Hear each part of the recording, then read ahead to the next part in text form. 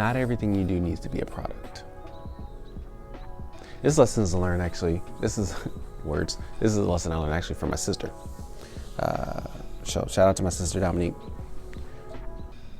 Back in the day, a couple years ago, when I was heavy on trying to be an entrepreneur, some of the things I was telling my sister to do, like she was telling me things that she wanted to do and accomplish and whatnot, and I found all the ways. I was thinking of all the ways to monetize it, right? And as I was probably annoying her with all the things, all the ways to monetize what she wanted to do, one of the main things I remember her mentioning was that, I just want to do this for fun. Like, I don't really am looking to get big or be known or whatever. Like, this is something for me. And I respect that. I respect that because the more that we make everything a product to monetize, the greater we would feel like it's a chore. And it's important to do things just for you and not to turn around and make a profit off of it. And there's freedom in that, right? There's creativity in that. There's restfulness, there's mindfulness in that.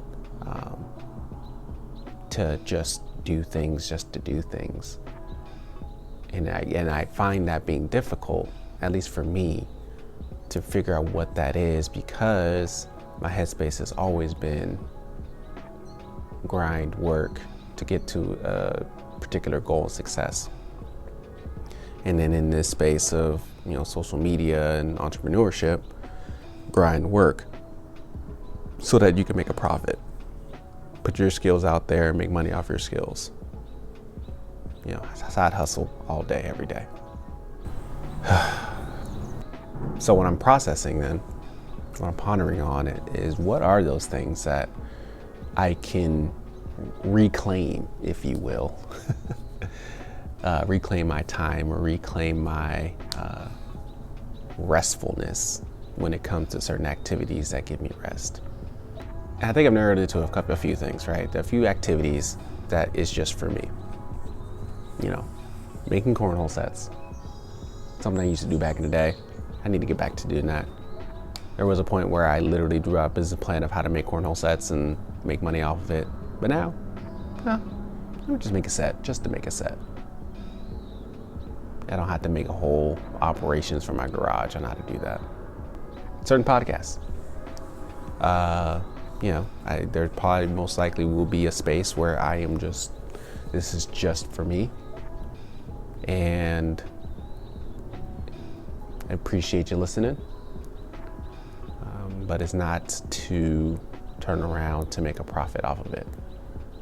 So there will be certain channels where I will do that. Just do it for fun. Another one will probably be photography.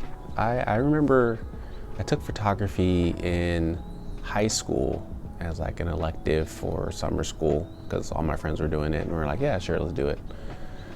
The photography was really fun. It was a very peaceful activity that allowed me to look at the world in a new light and find different ways to capture beauty through a lens. And it's something that I've been thinking about a lot to get back into, just as a peaceful activity, So anyway, those are kind of the three different things that I've been thinking about lately when it comes to doing some action for rest and not for a profit.